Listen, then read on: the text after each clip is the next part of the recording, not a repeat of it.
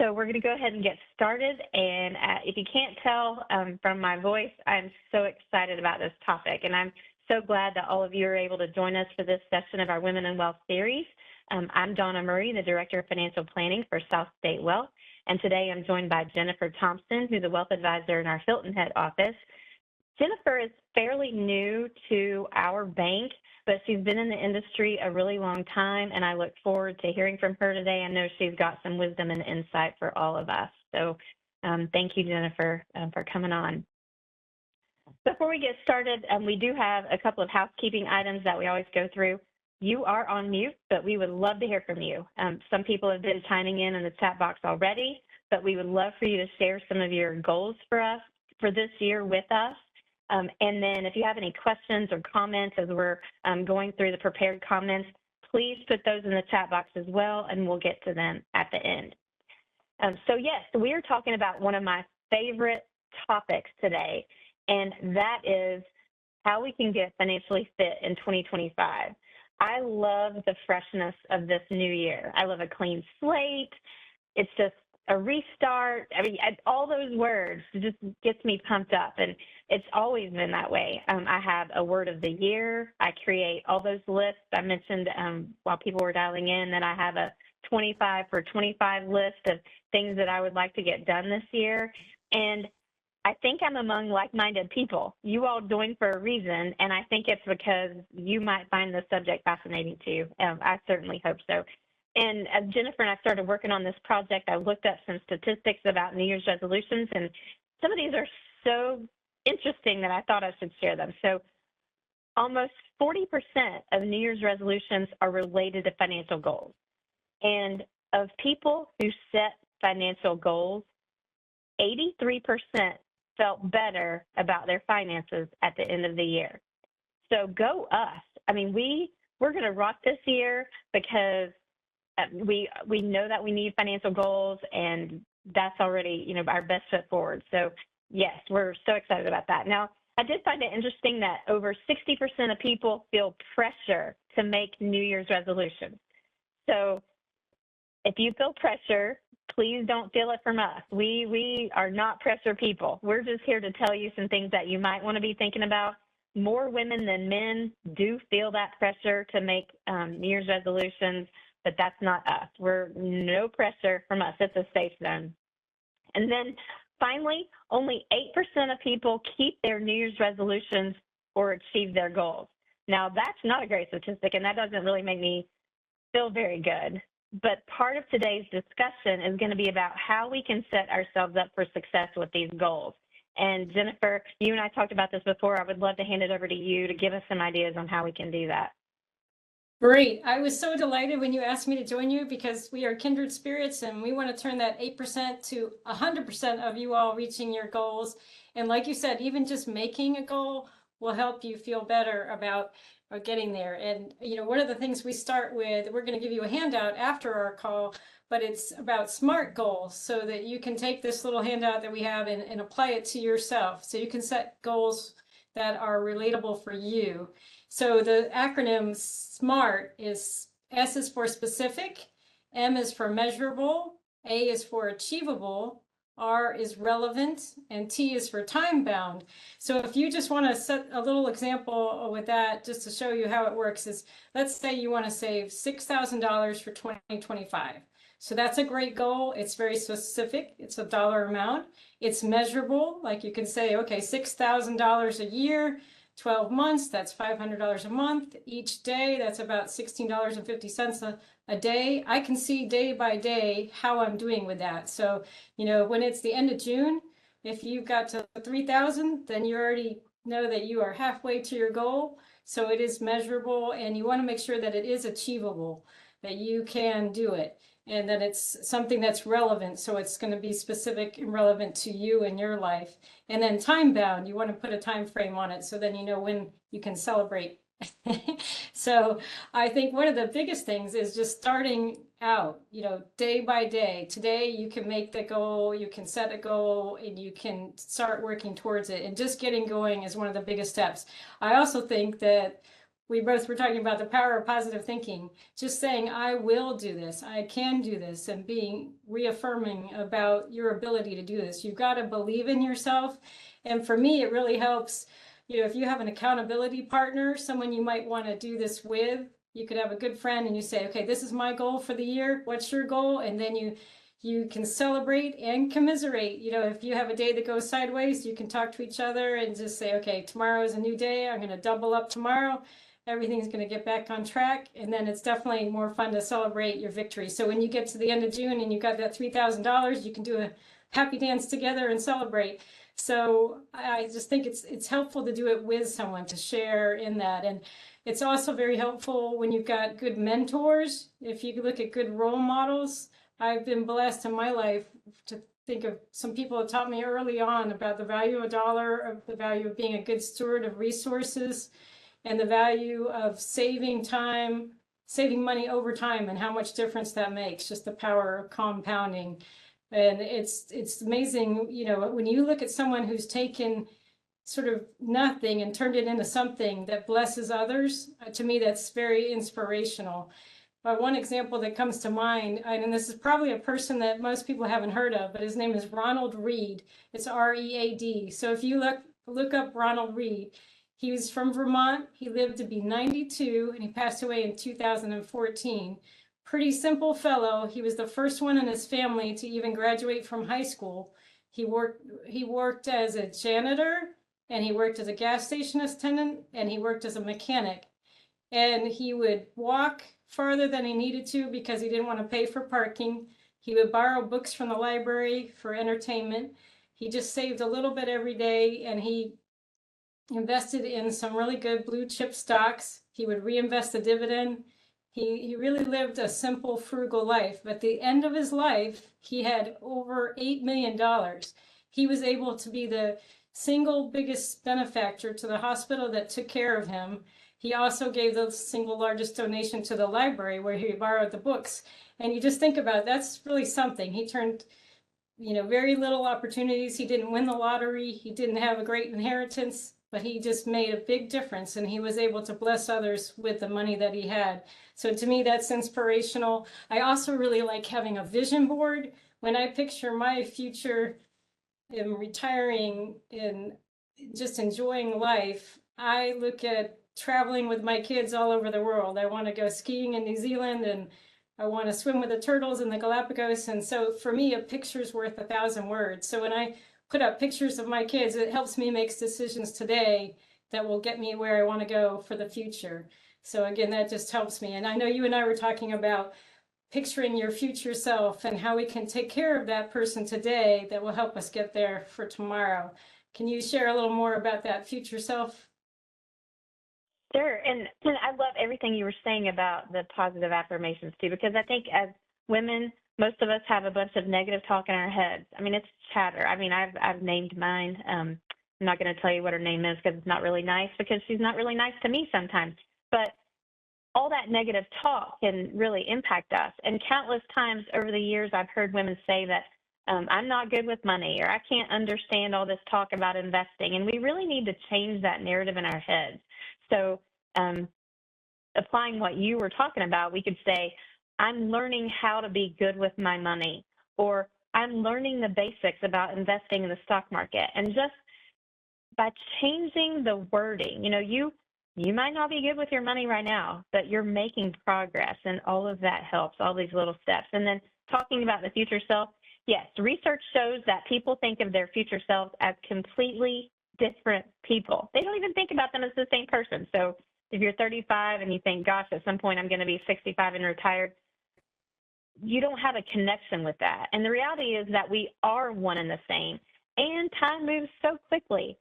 Some people on this call I know are thinking about retirement. I mean, it's not that far off for me, actually. We're maybe 15 years down the road, and retirement's going to be here in the blink of an eye for all of us.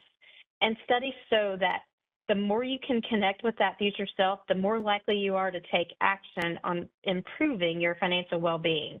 There are lots of ways to do that, connecting with that future self. You might remember a few years ago on social media, there was this app where you could take a picture of yourself or download a picture of yourself to the app, and then it would age you, 10 years, 20 years, 30 years. And I did that. And it was shocking to me at the time because I just haven't ever really pictured me looking like my mother, but it was really my mother staring back at me in that phone. And it did have an impact on me because before I know it, I am going to be that person and I want to take care of her.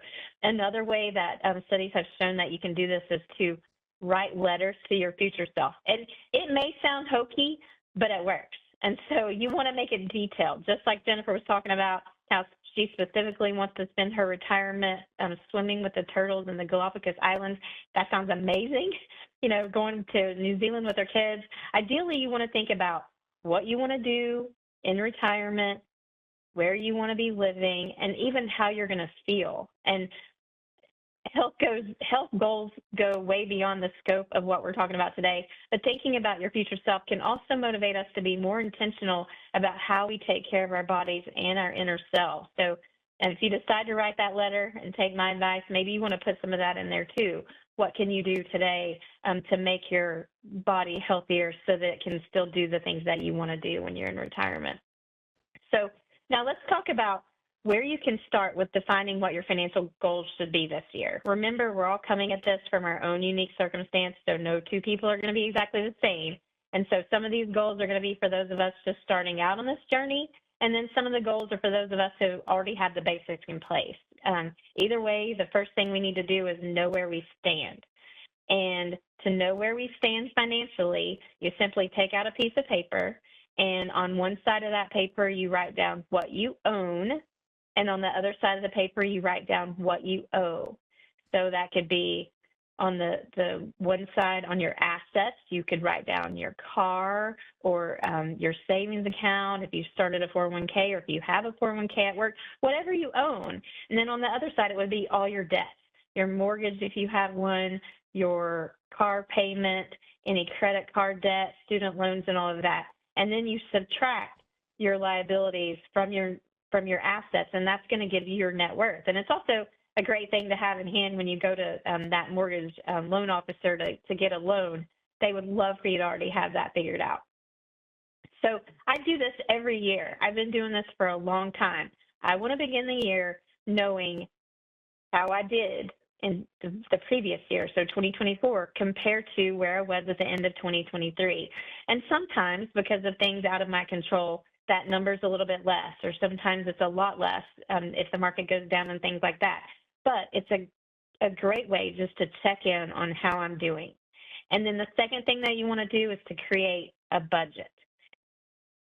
And I know that's a bad word. I don't even like to say it because I bet some of you are starting to panic. It gives me the hives to think about a budget. But we need to reframe that too. And a budget really isn't this thing that where you're disciplining yourself or you're having to restrict what you're spending money on. A budget is going to help you know where your money's going. You know what's coming in through your salary or other income, and then you want to know what's going out, and you want to know where it's going. And that's going to give you the financial empowerment to make some changes this year, to start working on those goals that you had a really long time. And Jennifer mentioned that we're going to send you the SMART Goals tool. We're also going to send you a handout on creating a budget, and it's a PDF document. You can type in all of these things, fill it in on the worksheet online yourself, and it'll tell you how things are looking, or you can print it out and write it. And studies have also shown that actually physically writing your goals and writing things down, a budget is a good thing to write down, really cements them in your mind more than typing them on your phone or typing them on the computer. So that budget tool that we're going to send you is a great place to start. And then we also have an online budgeting tool at SouthStateBank.com. So if you have checking accounts with us, you can just log in to your online banking, and about halfway down the screen, you'll see something that says Financial Tools, and you'll be able to create a very simple budget. You'll also be able to connect accounts that are not with SouthState. If you have checking accounts or investment accounts with other places, you can connect them as well, and then start seeing where your money's going. And I would also say a good thing that you can do to really cement these goals is to do something every day towards your financial goal. A lot of times we just like to stick our head in the sand and not really think about it. I think there was even a trend on Instagram last year or maybe in 2023 where people said, basically they were just ignoring what was in their checking account. Well, that's terrible. Don't ever do that. You need to know what's in your checking account. Otherwise, you might have some overdrafts and it just spirals and just compounds, and it's very ugly. So something that I do every day, I just log into my online banking to see what my account values are and to see where I spent money over the last 24 hours. It's a gut check every single day. Am I focusing on the goals that I have? Am I doing the things that I need to do to achieve my goals that I set forth at the beginning of the year? And it reminds me of when my kids were little and we would go to the store and one of them would say, oh, Mom, I want this. Why can't I have this? And instead of telling them we didn't have the money for that, and sometimes we didn't have the money for that purchase, I would tell them that's not where we choose to spend our money. And it's a totally different way of reframing it, but it's giving you control. It's not saying that there's something outside of your control because you don't have something. And two, that could make your kids a little scared if you tell them you don't have any money. They could start worrying about that.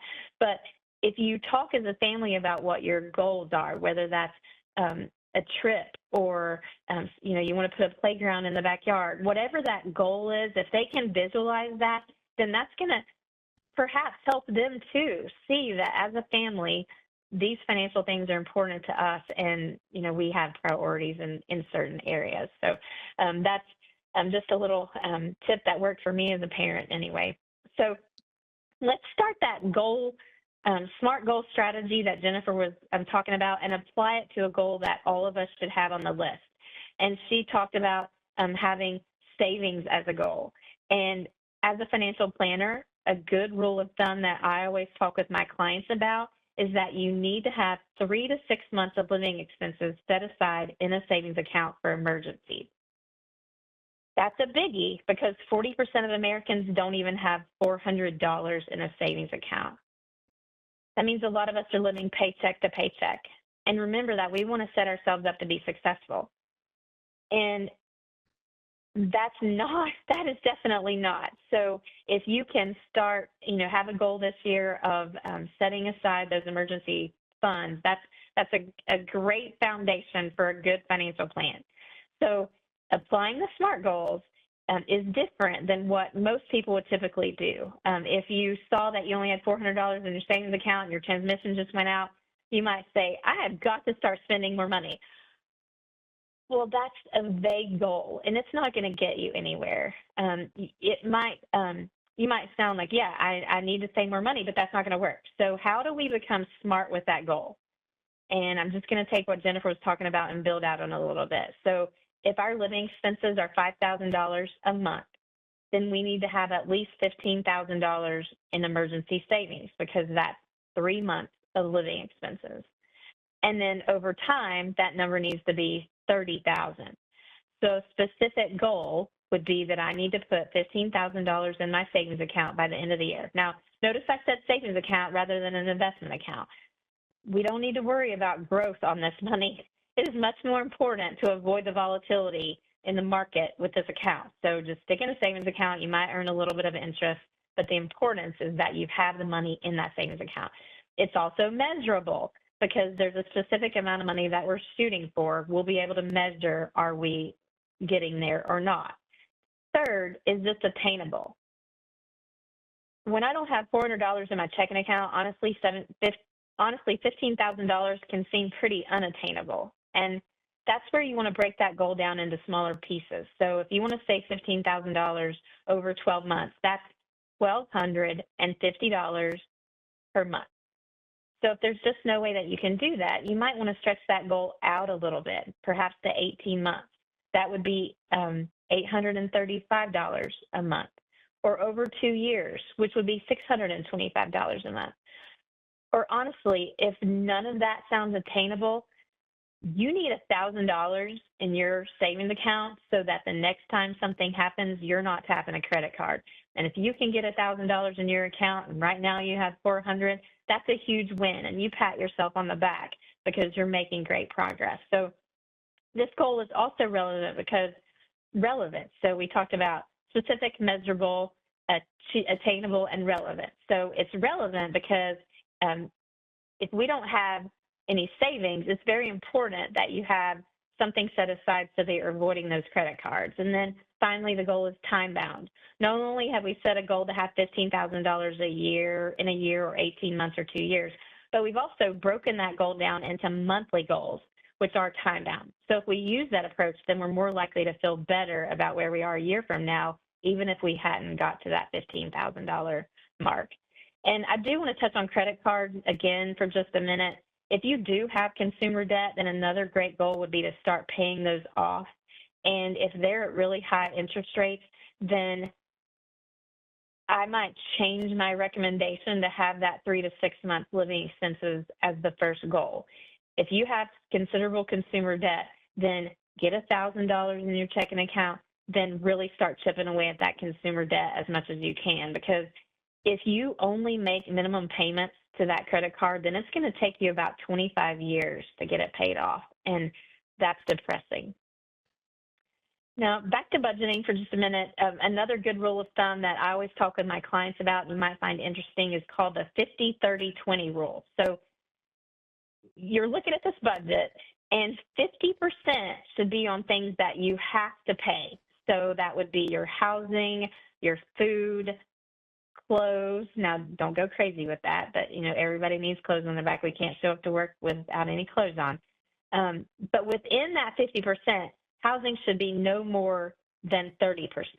And if it is more, then it's going to eat into other areas of your budget, which we're going to talk about now. So 50% is on the must pays, and then 20% should first go towards eliminating that consumer debt after you've saved $1,000, and then second on savings. So if you've got your 3 months of living expenses in a savings account, then work towards that 6 months. If you have 6 months of living expenses in a savings account, then you really need to start thinking about retirement savings, putting money in the 401k, because that retirement's going to be here before you know it. And then that remaining 30% should be allocated for things that you want to spend money on: eating out, entertainment, giving to causes that are important to you. And if there are things out of whack with that 50% that you must spend, or if you have significant consumer debt, then that's going to force that last 30% to be proportionately smaller. So hopefully that'll give you a little bit of a framework for working on that budget. From here, Jennifer, I want to turn it back over to you. Would you talk with us about some other types of goals that might be important to consider? Yes, one of the things that you think about with goals is we talked about the SMART goals, but then also you've got different goals at different times in your life, and you have different time spans. So short-term goal, that's anything from 3 to 12 months.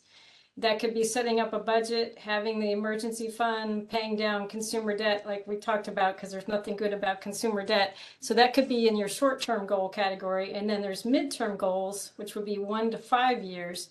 You could be saving for a large purchase, if you might need a new car, or might be a playground on the back of your house, or it could be key insurance policies. It could be paying off student loans. It also would be where you'd start to consider, what are your dreams for your money? Sort of once you get to past the block and tackle of your day-to-day, you can start thinking about what would be really fun to do with my money. The long-term goals is 5 years plus. So that could be retirement savings. You need to estimate your retirement income needs to be able to project what that will be, and then how you're going to get to that goal. Could be your legacy, could be who you're going to bless with the money that you have at the end of your life. What are the passions and projects that you would want to invest in if you have covered all of your basic needs?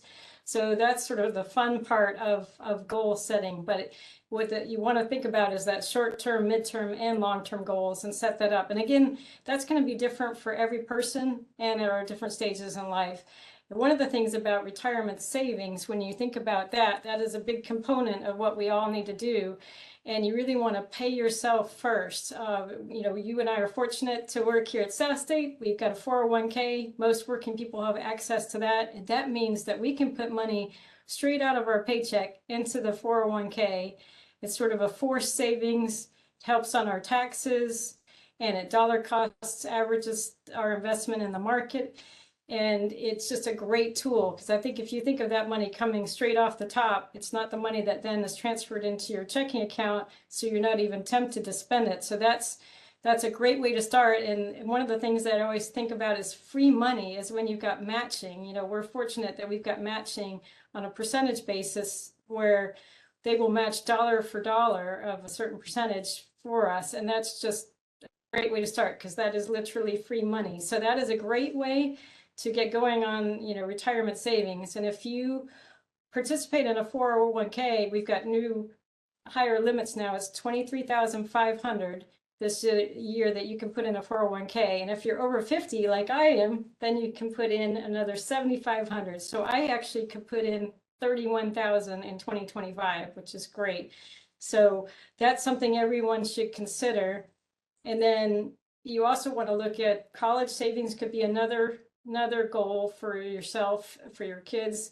And I know you and I talk about our kids a lot, and we love our kids as much as you possibly could, but you also have to prioritize retirement, because you can borrow for college, you can get student loans, not that you want to, but you cannot borrow for your retirement. So you just have to remember to prioritize all the different competing wants and needs that we do have in our goals.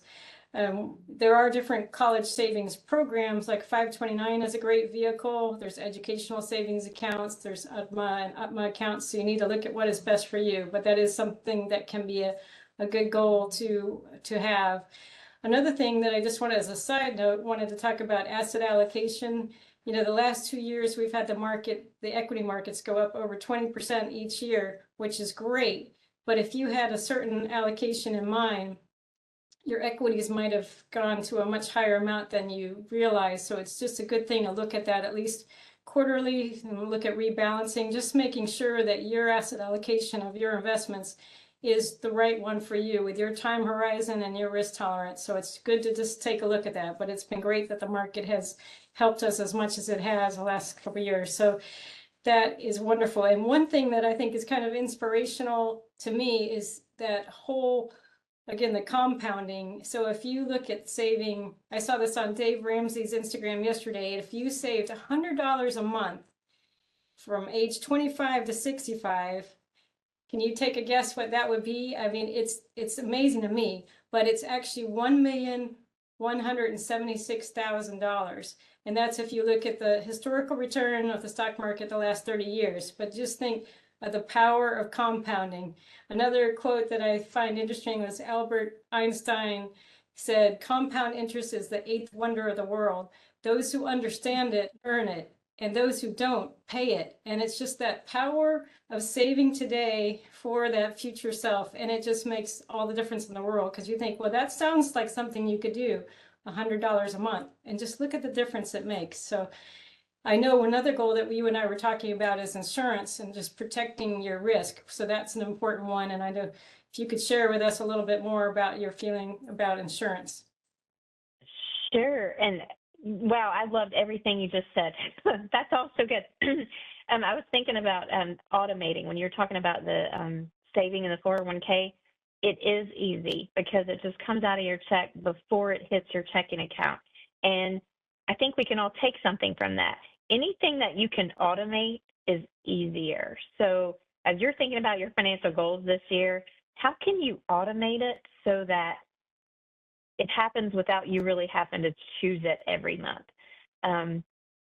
Certain things in my life I automate, like my gifts to the charities that I support. I just automate it. It just comes out every month, so I don't have to really think about it. If you have a savings goal, then just automatically move that money into your savings account every month. So thank you for that. And then I love that comment from Dave Ramsey's post. What's interesting to me is if you delayed that by 10 years, I don't have the numbers in front of me because I didn't know we were talking about this, but you're not going to get anywhere close to that number. And so the point is, you need to start today. We all need to start saving for retirement today if we're not already, and just putting as much away as we possibly can. So thank you for that. So yes, let's turn to insurance coverage. And there's a lot of different types of insurance coverage. One of the ones that's been on my mind this week, and I'm sure all of you have been thinking about it too, are all the poor folks in California who've lost their homes to the fires. So many of those people were underinsured, either because the housing had grown in the value from where it was when they got the policy, but in a lot of cases they weren't insured because insurance companies are pulling out of the state, and it's just horrible. Our thoughts and prayers are with them for sure. But it can be a lesson to us because we're in a safe place here. If you have a home, you need to look at that coverage every couple of years to make sure that you have enough coverage. And also for your homeowner's insurance and for your car insurance, if you look at that every couple of years, you're probably going to find a better price. I don't know why that is, but especially my homeowner's insurance, I shop it every few years, and I saved a bunch of money last year. So if you haven't done that in a while, that would be a great goal for 2025. Another type of coverage that we need to think about is life insurance. If you have somebody that depends on you for your paycheck, and if something happens to you and you have a car accident or something happens and you're no longer here, then you need to consider life insurance. And a good place to start is 10 times your annual income. And term insurance is much cheaper than whole life. And if you only need it while you're working, then that generally makes sense. One of my goals, I mentioned in the chat before we started, one of my goals for the year is to get new coverage in place. And I've just had my life insurance exam last week. And it's been 20 years since I bought a term policy, and I was really worried about the cost. I also don't like needles, but neither one of those was as bad as I thought. So if I can do it, you can do it. If you need life insurance, please put that down as a goal this year. And then let's talk about disability insurance. If you are in your working years, and I appreciate that I think that most of us probably are in our working years, then you need disability coverage. You're more likely to be disabled than you are to die during your working years. And if you are working at SouthState, we do have a coverage through our employer. If you work somewhere else, please look at what you have available through your group plan, because it's generally more reasonable. If you become disabled and it's through your employer, then that's going to be a taxable benefit to you. You're going to have to pay tax on the income when it comes in, but that's still 1,000 times better than nothing. About this time 2 years ago, January of 2023, my husband's best friend had a stroke. It's almost to the day, actually, where he had a stroke. He was in great health. He had just worked out that morning, went to work, had a stroke, and his life changed forever. It was an absolutely horrible stroke that has led to a form of dementia, or perhaps the dementia led to the stroke. We don't know. But he's in a wheelchair. He has the use of one hand, and that is it. He's in his late 50s.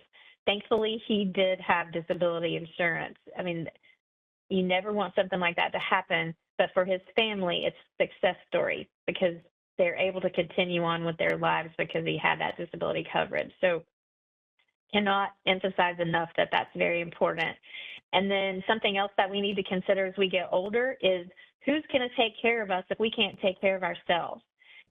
And for married men, that answer is often their spouses. But because women live longer than men, for us, it's often a long-term care facility that's going to take care of us. And that's really expensive. And as we get older, we need to consider whether long-term care insurance is something that we need to put in place. And there isn't a perfect time to buy it. I will say that if you are younger, then you're less likely to need long-term care, but the premium is going to be much, much more reasonable. The older you get, then the more likely you are going to need the coverage, so you're happy that it's in place, but the premium is going to get more expensive as you age. So there's no perfect time. unless it's the time that you're thinking about it and you're willing to, to put in the work to see if the long-term care policy is right for you. And if you need somebody to talk through that with, we have people within investment services here at South State that can certainly help you with that. So Jennifer, I'm going to turn it over to you now. If you would talk with us about estate planning and what we all need to be thinking about from that standpoint. Yes, that's probably the nearest and dearest to my heart in terms of financial planning overall, is that every person should have an estate plan. If you are over 18, without exception, you need an estate plan. And they say 70% of us do not have a will. And that's another one of those statistics that Donna and I want to flip on the other way and just make that every single person should have one. So, when you look at basic estate planning documents, that would include a will, a power of attorney, a healthcare power of attorney, and a living will. And for some people, a trust is an appropriate thing too, but you want to look at your overall estate plan. So a will is, everyone needs to have a will. The will specifies who would take care of things in the event of you passing away, who is going to settle the estate, whether that it's executor, or some states like South Carolina, we call it a personal representative. But that's the person who's paying the final expenses, making sure the assets are distributed the way that you want. It also specifies where your tangible personal property and other assets go. And it also specifies who would be the guardian for minor children. That's a huge thing. So anyone that has children should specify who that guardian is in the will. And you don't want, the state or the court figuring that out for you. So a will is just number one. Everyone should have that. And then power of attorney and healthcare power of attorney are actually documents for when you're alive. Are very, very important. So a durable power of attorney, that would be someone who could step in for you on financial decisions and legal decisions if you couldn't act on your own behalf or you were not there. So let's say you couldn't pay your bills. Someone could step in and help you do that.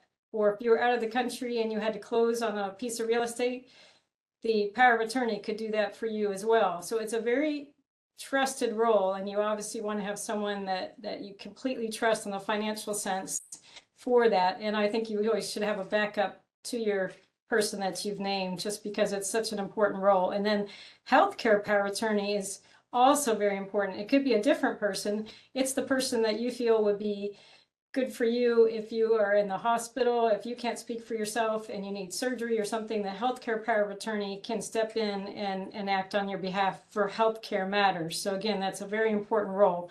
And then living will, everyone should have one of those as well. That's sort of end of life care, what your desires are. And no one would know that except for you, or they would not be able to implement that unless you have that document, and that is given to the hospital to know what your wishes are. And then, trust side, I worked on the trust side of planning for a long time. And I really believe trust can accomplish a lot for people. They can give you a lot of control over assets, even through generations. One of the best things about having assets in a trust is that then your assets, when you pass, would not be part of probate. So they're not part of public record. And you can have control over them later on. Let's say you set up a trust for your children, it becomes irrevocable when you pass away. And then if they were sued or they had divorce or something like that, those assets are protected. So a trust can be a great tool in the arsenal of estate planning, but it's not for everybody in all situations, but it can be a very powerful tool. So the main thing is to just have a plan.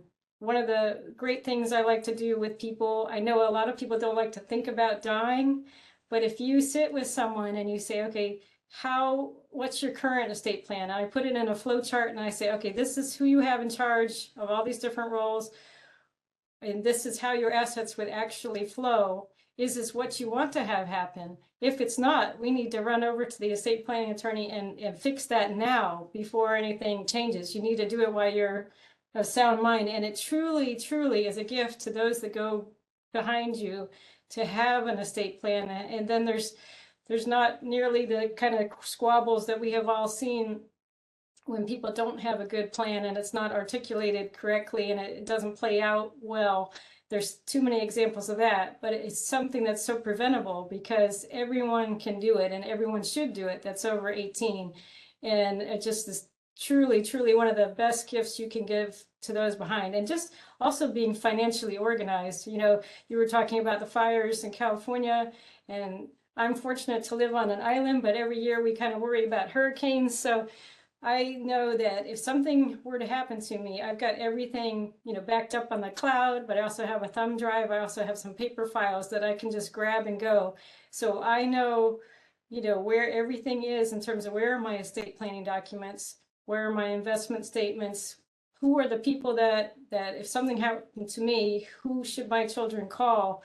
You know, who is your CPA, who is your estate planning attorney, who's your banker, who's your planner, all those things, just because you don't want someone to have to figure those things out when there is a crisis. You want it all to be set ahead of time. And I really believe it's important to tell your kids about your plan. You might not want to tell them if you do have a whole lot of money, because you do want them to be inspired to work hard and be productive. But I think knowing what the plan is, the basic structure, and knowing that you have set that up in advance, they should be very grateful. And generally, I mean, I have not worked with someone that didn't say at the end of it, they felt much better off than at the start of it. So even though it's a hard topic, I do believe it's something that everyone should just run out there and do and start today. So, and there are some lower cost options. I know that it can be hard to think about spending a lot of money going to see an estate planning attorney, and that is what we would recommend, is going to see a professional. But something is better than nothing, and there are some online options that are less expensive. And you know, even that living will, that's something I know in South Carolina, if you just look up South Carolina Department of Aging, they've got a free template you can download. And so there's literally no excuse not to do at least that much and have your intentions known. So I will turn it back over to you, Donna. That is so good. Clients, you know, most people don't like to think about death, and they don't want to do it. It's not fun, but you want to do it, like you said, when the sun is shining, when everything is fine, and you're not really thinking about that future self in the casket. You know, that's somebody else. It's much harder to concentrate on your estate plan when you have had a health event and when you think that the end might be near. I've been in both situations. I've worked with clients when, you know, the end is near, and there's so much pressure and so many things that they want to get done that it's really difficult to be thinking about that too. So all of that's great advice. Speaking of everybody needing a will, I do have a story about a client that we worked with years ago in Charleston. So this has been at least 10 years ago. But our client was an attorney, and he had a son who had just graduated from college, and he was working at a local brokerage firm, and life was good. He was making money for the first time, and he was, you know, just living life. Single guy, Charleston. Well, if you've ever been to Charleston, you know King Street. King Street's where it's the party street. It's a great place, a lot of fun. Well, late at night, he was walking down the street with a bunch of his friends, and somebody just ran over from the other side of the street and just cold cocked him, just knocked him to the ground for no reason. It was just a really odd, random event, but he hit his head. He was not in good condition. They immediately rushed him to the hospital. His father got there as soon as he could, but he did not have a healthcare power of attorney, did not have a living will, did not have a durable general power of attorney, didn't have a will. Even though he had just started out, he did have things like a checking account and a car and all of that. And unfortunately, he went into a coma. The dad was finally able to start making decisions, but, you know, once he was able to get appointed, but nothing is easy when you don't have these proper documents in place. And on dealing with the tragedy of his son, who then later died, that was hard enough, but dealing with all the paperwork would just made it 10 times harder for him and the whole family. He even had, you know, social media. The dad could not access his social media to turn that off. He couldn't access his email accounts and all of that, which is another great point that it would be wonderful.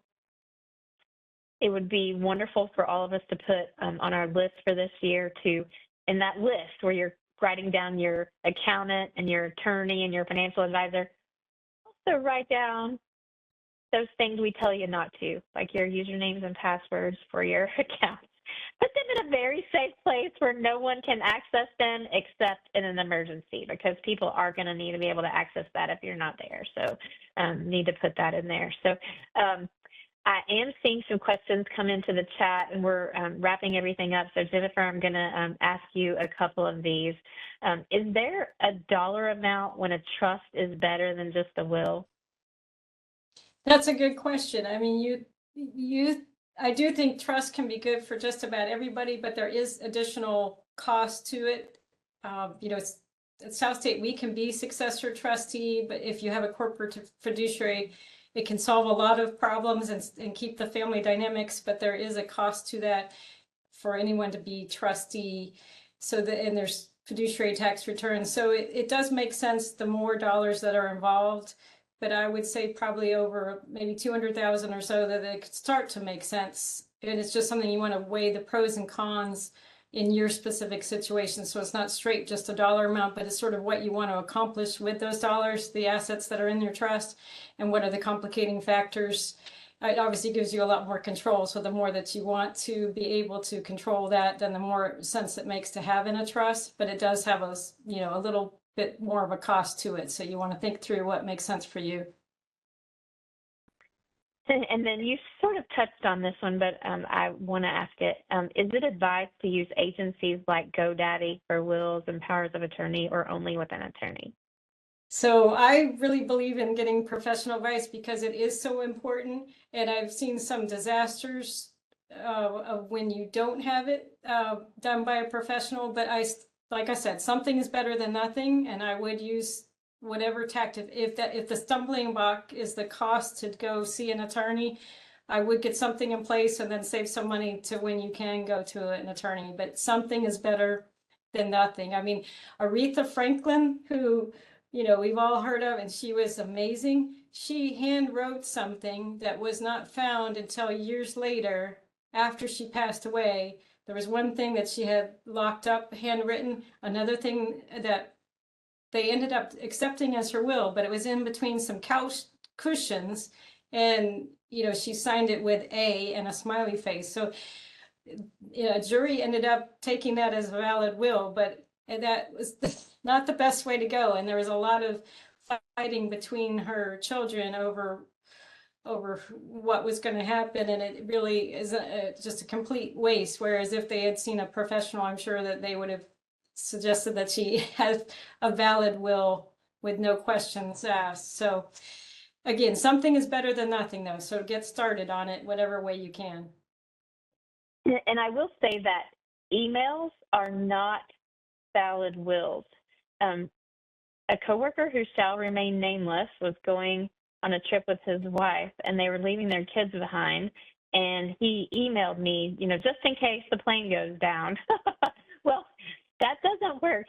A handwritten will is better than that, you know. So yeah, put something in place, but you need it to handwrite it and sign it, if nothing else, if that's all you can do. So Delpha Bartley Jones just pointed out that for people that are employees on this call, that our bank does provide resources for legal care. And she wanted to know if that includes wills, power of attorney, and estate planning. And honestly, I do not know the answer to that question. Do you know the answer to that, Jennifer? You're pretty new. I didn't figure you did. But that is something, yeah, if you do not have a will, then please go to the source and see if we're able to utilize that for estate planning. That would be wonderful. So Delpha, thank you for pointing that out. And then someone wanted to know if the budget sheet would include the 50-30-20 rule of thumb that I talked about. And unfortunately, it does not, but it's pretty easy to keep that in mind. 50% is the must-have.